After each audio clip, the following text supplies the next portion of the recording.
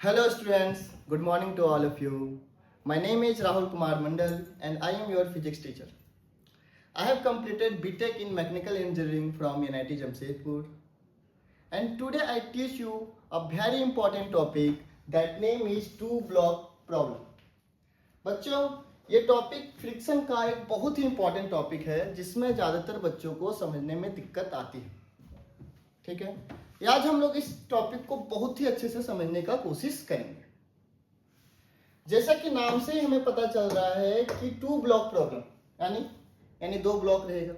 जैसे कि आप देख रहे हो यहाँ पर एक हमारा येलो कलर का ब्लॉक है जो ग्राउंड के ऊपर रखा हुआ है. ओके, हम इस ब्लॉक को नाम दे देते हैं block A and block B जो कि ब्लॉक ए के ऊपर रखा हुआ है that will be block B. ठीक है, और क्या दिया होता है, और इसमें दिया होता है block A and block B के इंटरफेस का फ्रिक्शन ऑफ कोएफिशिएंट है आपका μ1 and block A and ground के इंटरफेस का फ्रिक्शन कोएफिशिएंट है आपका μ2. ओके, ये सारी चीजें गिवन रहेंगी. ठीक है, अब हम क्या करते हैं, सपोज हम ब्लॉक बी पर फोर्स लगाते हैं, ब्लॉक बी पर एक फोर्स अप्लाई करते हैं. तो जैसा कि आपको यहाँ पे दिख रहा है ब्लॉक बी पर अगर फोर्स अप्लाई होगा तब ब्लॉक बी आगे की तरफ मूव करना चाहेगा. और आपको पता है अगर कहीं भी सरफेस के बीच में स्लिपिंग होता है या फिर दो ब्लॉक के बीच में रिलेटिव मोशन हो रहा है तो फ्रिक्शन फोर्स एक्ट करने लगता है. ठीक है, तो जब ब्लॉक बी आगे की तरफ मूव करना चाहेगा over the block A then block B पर हमें एक फ्रिक्शन फोर्स एक्ट होगा that will be suppose F1. Okay, and according to Newton third law अगर ब्लॉक बी पर फ्रिक्शन फोर्स बैकवर्ड डायरेक्शन में F1 लग रहा है तो ब्लॉक ए पर फॉरवर्ड डायरेक्शन में F1 लगेगा. ओके ओके, ब्लॉक ए पर क्या होगा, ब्लॉक ए पर फॉरवर्ड डायरेक्शन में तो फ्रिक्शन फोर्स लग ही रहा है, साथ में इसमें ग्राउंड के कारण भी फ्रिक्शन फोर्स लगेगा. क्यों, क्योंकि जब ब्लॉक ए पर फॉरवर्ड डायरेक्शन में फ्रिक्शन फोर्स लगा ड्यू टू ब्लॉक बी तो ब्लॉक ए अब आगे मूव करना चाहेगा, तो ब्लॉक ए को आगे मूव करना चाहेगा तो ग्राउंड का जो फ्रिक्शन है उसे रेजिस्ट करेगा और ब्लॉक ए पर friction force in backward direction F2 लगेगा. ठीक है, इसमें हम लोगों ने समझा कि फ्रिक्शन फोर्स का डायरेक्शन क्या होगा, फ्रिक्शन फोर्स का डायरेक्शन क्या होगा अगर ब्लॉक बी पर या फोर्स अप्लाई करते हैं तब. ठीक है, क्या होगा अगर हम ब्लॉक ए पर फोर्स अप्लाई करें, अगर हम ब्लॉक ए पर फोर्स अप्लाई करें सपोज जैसा कि आप देखो यहां पर अगर हम लोग ब्लॉक ए पर फोर्स अप्लाई करते हैं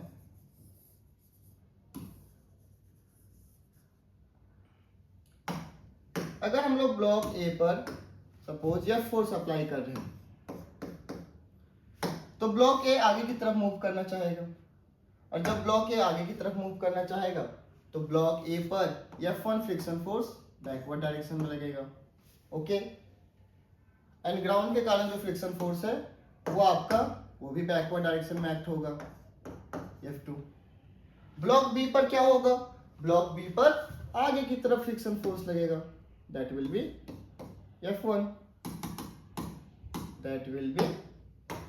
F1 फॉरवर्ड डायरेक्शन में. आया बात समझ में, यानी कि हम लोग फ्रिक्शन फोर्स का डायरेक्शन फाइंड आउट कर लेंगे. ठीक है, अब बात आता है कि इस चैप्टर में सवाल कैसा रहेगा. ठीक है, तो चलो हम लोग क्वेश्चन के थ्रू समझते हैं कि इसमें क्वेश्चंस कैसे रहेंगे और पूछा क्या जाएगा. ठीक, चलो देखते हैं. जैसे कि आप इस क्वेश्चन में देखो यहां पर क्या है, दो ब्लॉक है, एक 10 kg का और 10 kg के ऊपर एक 5 kg का ब्लॉक रखा हुआ है. ठीक है, 10 kg का ब्लॉक ग्राउंड पे है, जो ग्राउंड आपका क्या है, स्मूथ है, ग्राउंड आपका स्मूथ है. और 5 kg block and 10 kg block के बीच का फ्रिक्शन कोएफिशिएंट है 0.5. ओके, हम क्या कर रहे हैं, हम 10 kg वाले ब्लॉक पे फोर्स अप्लाई कर रहे हैं. ओके, अब इसमें देखो क्वेश्चन क्या पूछा जाता है, इसमें सवाल पूछा जाता है कि F का मैक्सिमम वैल्यू क्या होगा कि both block move together, okay, यानी दोनों ब्लॉक साथ में मूव करें, तो एफ का मैक्सिमम वैल्यू क्या होगा, okay. So what is the maximum value of F so that both block move together,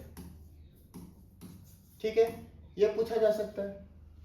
और क्या पूछा जा सकता है, और पूछा जा सकता है कि एफ का मैक्स वैल्यू क्या होगा कि ब्लॉक 5 kg का ब्लॉक 10 kg के ब्लॉक पर स्लीपिंग ना करे, यानी अपर ब्लॉक लोअर ब्लॉक पर स्लीपिंग ना हो। स्लीपिंग नहीं होने का मतलब इस इंटरफेस में रिलेटिव मोशन ना हो, ठीक है, दोनों सेम ही सवाल है। It means what is the value of F so that what is the max value of F so that there will be no slipping, there will be no sleeping between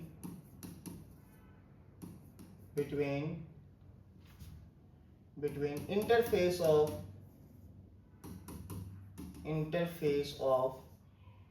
both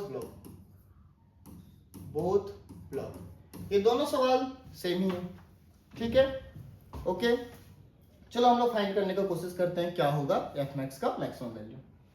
अगर दोनों block के बीच में sleeping नहीं हो रहा है, यानी दोनों ब्लॉक साथ में मूव कर रहे हैं, और जब दोनों ब्लॉक साथ में मूव कर रहा है इसका मतलब दोनों ब्लॉक का एक्सीलरेशन कॉमन होगा, और जब दोनों ब्लॉक का एक्सीलरेशन कॉमन होगा तब हम लोग दोनों ब्लॉक को एक सिस्टम एज्यूम कर सकते हैं, दोनों ब्लॉक को एक सिस्टम मान सकते हैं, 2 ब्लॉक सिस्टम, ठीक है, दोनों ब्लॉक को एक सिस्टम की तरह ट्रीट कर सकते हैं। अब जब दोनों ब्लॉक सिस्टम है तो एक्सेलरेशन क्या हो जाएगा, तो आपको पता है acceleration of both block will be equal to, यानी कि A of system is equal to external force F लग रहा है, इन दोनों के बीच में जो फ्रिक्शन फोर्स लग रहा है हम दिखाई देते हैं, इन दोनों के बीच में जो फ्रिक्शन फोर्स लग रहा है इसमें आपका फॉरवर्ड डायरेक्शन में F1 लग रहा है और इसमें बैकवर्ड डायरेक्शन में, ओके, ये आपका इंटरनल फोर्स है, ठीक।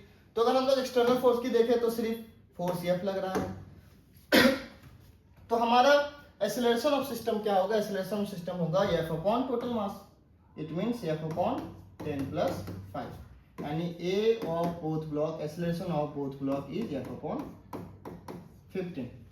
आया बात समझ में, ठीक है, ओके। अब देखो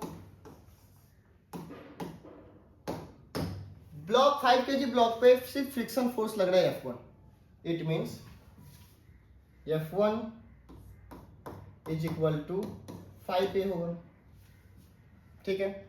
यहां से हम लोगों ने A फाइंड कर चुका है तो यहां पर पुट कर देंगे F1 is equal to 5F/15, cancel करो, कैंसिल करने से हमें मिलेगा 1/3, it means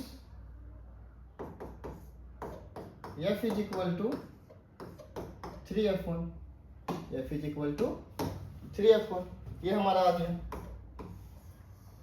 अब देखो, अब अगर हम फोर्स का वैल्यू बढ़ाएंगे, अगर फोर्स का वैल्यू बढ़ाएंगे तो हमारा फ्रिक्शन फोर्स का वैल्यू भी बढ़ेगा, ठीक है। और हमें पता है ये जो F1 मैक्स है वो आपका F1 मैक्स क्या होने वाला है, that F1 max will be F limiting and F limiting is mu1 n and that will be equal to 0.5। Normal क्या है, 5 kg का ब्लॉक है तो नॉर्मल आपका 50 लगेगा, 50, ओके, नॉर्मल इज 50। तो फिर यहां से हमें मिल गया F1 इज 25 न्यूटन, F1 कितना आ गया हमारा 25 न्यूटन, ओके, F1 हमारा आ गया 25 Newton. This is the F1 max value of F1। अब जब मैक्स वैल्यू ऑफ F1 हमारा 25 आ गया तो हमारा F मैक्स क्या होगा, F मैक्स हमारा हो जाएगा, F max is 3 × F1 that will be 25, so this is equal to F max is 75 Newton, 75 Newton, यानी कि F का हमारा मैक्स वैल्यू क्या होगा, 25 न्यूटन होगा, जिसमें दोनों ब्लॉक साथ में मूव करेगा। आया बात समझ में, क्या होगा, साथ में मूव करेगा। ओके, समझे।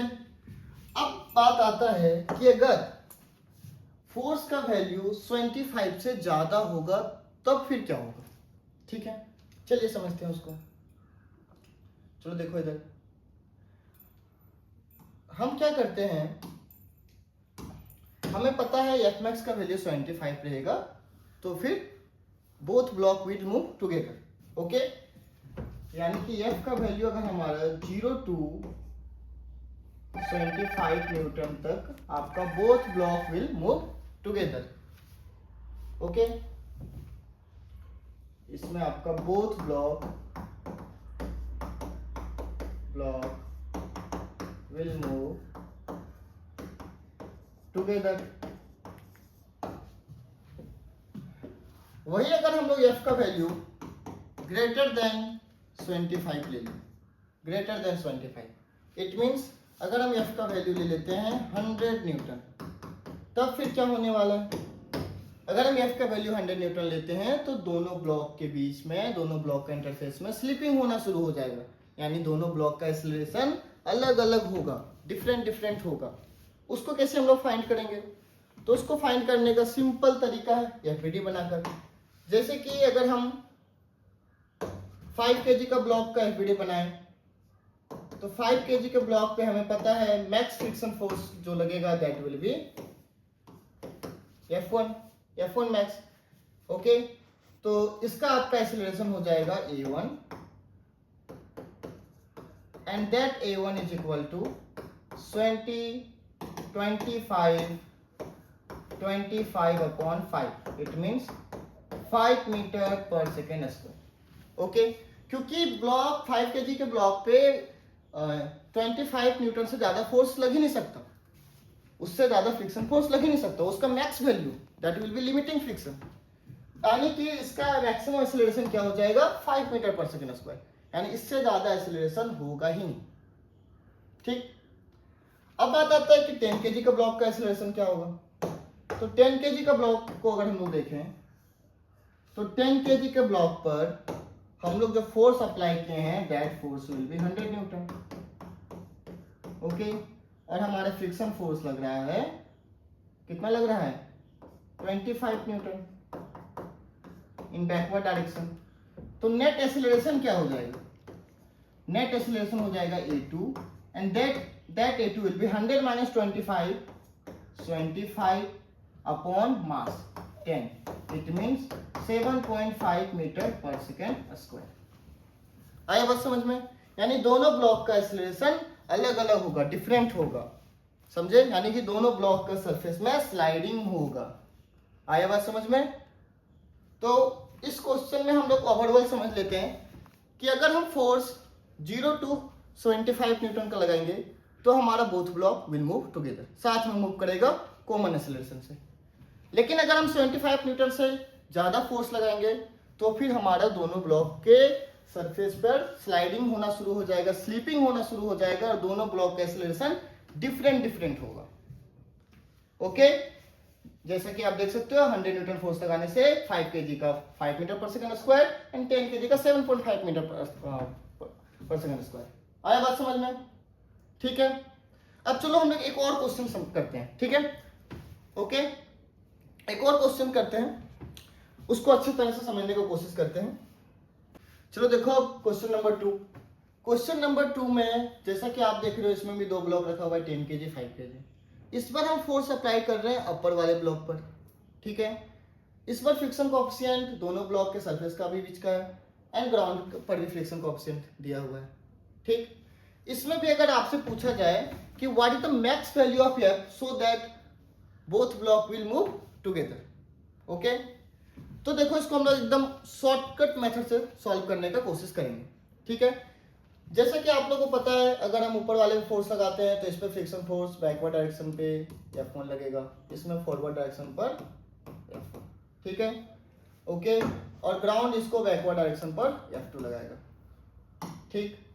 अब हम लोग F1 का मैक्स वैल्यू अगर देखें, what is the max value of F1, F1 का मैक्स वैल्यू, तो वो हमारा क्या हो जाएगा, μ1 n1, μ1 हमें पता है 0.5 एंड n1 इज 50 न्यूटन, यहां से हमें मिल गया 25 न्यूटन, 25 न्यूटन, ठीक है। और F2 का मैक्स वैल्यू देखें, F2 max this will be equal to μ2 n2, μ2 कितना है 0.1, n2 कितना होगा, तो देखो यहाँ पर जो हमारा लगने वाला नॉर्मल फोर्स है वो हमारा n2 है, और वो n2 आपका दोनों का वेट के बराबर होगा, it means this multiply 150 newton, so this is equal to 50 newton, okay. यानी कि जो हमारा F1 मैक्स लगेगा वो कितना लगेगा, 25 न्यूटन, एंड F2 मैक्स कितना होगा, 50 न्यूटन, ठीक है।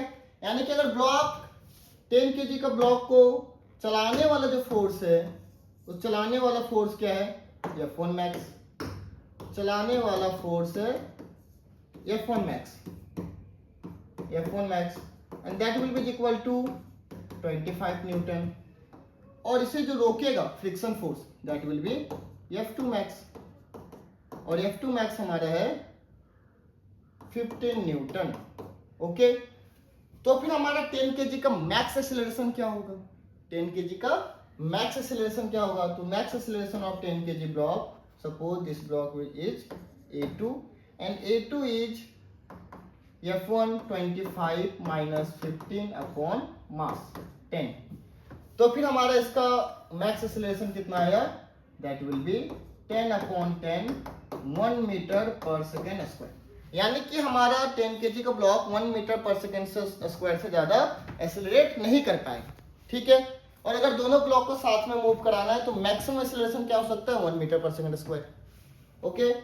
तो maximum acceleration 1 metre per second square. अब हम लोग 5 kg ब्लॉक का एफईडी बना लेते हैं। ये हमारा 5 kg वाले ब्लॉक में जो हमारा फोर्स है वो आपका फोर्स क्या है, फॉरवर्ड डायरेक्शन में है, और इसमें लगने वाला F1 मैक्स क्या होगा, F1 मैक्स हो जाएगा 25 न्यूटन, ओके। और जैसा कि हमें पता है मैक्स एक्सेलरेशन बोथ ब्लॉक का क्या हो सकता है, 1 मीटर पर सेकेंड स्क्वायर, यहां से हम लोग निकाल लेंगे F minus 25 is equal to 5 into 1, कितना मिल जाएगा हमें, देखो यहां से हमें मिल जाएगा F is equal to 30 newton, F max is 30 newton, यानी 30 newton is the max force which is applied one block A so that both block will move together. आया बात समझ में, ठीक है। अब इसमें एक और सवाल पूछा जाता है, क्या पूछा जाता है कि मिनिमम फोर्स क्या होगा ताकि बोथ ब्लॉक साथ में मूव कर सके, it means what is the minimum force applied one block of mass 5 kg such that both block will move together, ठीक है, ओके। या फिर both block just slide, okay, यानी कि दोनों ब्लॉक जस्ट स्लाइड कर सके, ठीक है। तो अब आप देखो अगर हम F मिनिमम निकाले, F मिनिमम वो हमारा F मिनिमम क्या होगा, तो जैसा कि हमारा अगर हम लोग लोअर ब्लॉक 10 kg वाले ब्लॉक पर देखें तो इस पे जो ग्राउंड का फ्रिक्शन फोर्स लग रहा है वो आपका F2 मैक्स है, that will B 15 Newton, okay.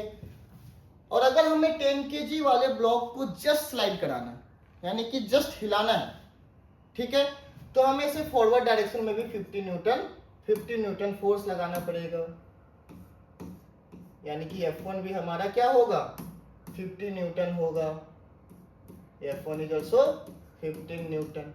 आए बात समझ में, यानी अगर 15 न्यूटन का फोर्स 10 kg वाले ब्लॉक में लगता है तो block is just able to slide, ठीक है।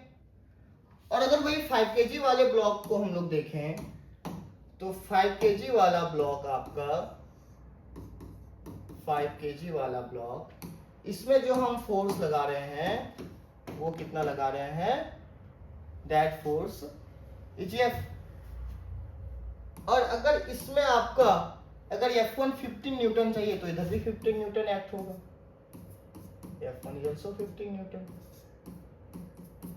ओके, यानी कि हमारा जो मिनिमम फोर्स हो जाएगा, मिनिमम फोर्स हो जाएगा वो आपका क्या हो जाएगा, 15 न्यूटन हो जाएगा। समझे? तो कंक्लूजन क्या निकला? कंक्लूजन निकला कि अगर फोर्स का वैल्यू, अगर हमारा फोर्स 15 न्यूटन टू 30 न्यूटन रहा, then both block will move together, यानी दोनों ब्लॉक साथ में मूव कर सकते हैं। समझे? या फिर टेंडेंसी टू स्लाइड है। ओके, तो यहां पे हमारा कंक्लूजन निकला कि both block will move together. ठीक, अब बात आता है अगर फोर्स का वैल्यू लेस देन 15 न्यूटन रहा तो फिर क्या होने वाला है? तब फिर हमारा दोनों ब्लॉक क्या होगा, रेस्ट में रहेगा, दोनों ब्लॉक रेस्ट में रहेगा, यानी कि मोशन नहीं होगा। Both block is at rest. समझे? अगर हमारा फोर्स ग्रेटर देन 30 न्यूटन रहे तब फिर हमारा दोनों ब्लॉक का एक्सेलरेशन डिफरेंट होगा, यानी दोनों ब्लॉक में स्लीपिंग होगा। आया बात समझ में? इसमें आपका क्या होगा, both block have different acceleration,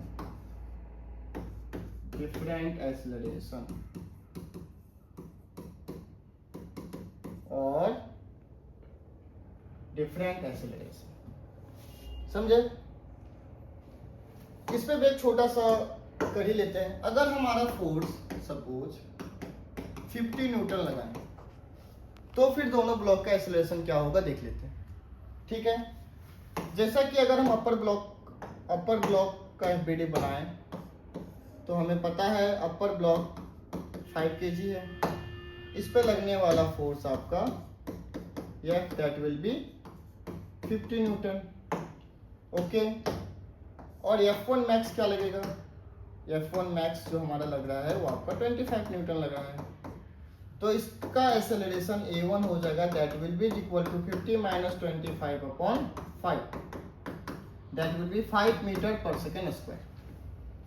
ठीक है, और अगर हम वही लोअर ब्लॉक को देखें तो लोअर ब्लॉक 10 kg मास, इसमें जो हमारा F1 max in forward direction में लगेगा वो आपका 25 न्यूटन होगा, एंड बैकवर्ड डायरेक्शन में F2 max that will be 50 newton, यानी कि इसका जो मैक्स एक्सेलरेशन A2 हो जाएगा that will be 25 minus 15 upon 10, that will be 1 metre per second square. आए बस समझ में? यानी कि 10 kg का ब्लॉक का एक्सेलरेशन 1 मीटर पर सेकेंड से ज्यादा नहीं होगा, बट हमारा 5 kg का हो सकता है, और दोनों ब्लॉक में स्लीपिंग होगा। तो बच्चों ये आज के क्लास में इतना ही। ठीक है, अब आप घर जाओ और 2 ब्लॉक सिस्टम पे बेस्ड क्वेश्चन प्रैक्टिस करो। आप जितना ज्यादा क्वेश्चन प्रैक्टिस करोगे उतना ज्यादा इस टाइप ऑफ प्रॉब्लम को सॉल्व कर पाओगे। ठीक है, so thank you very much.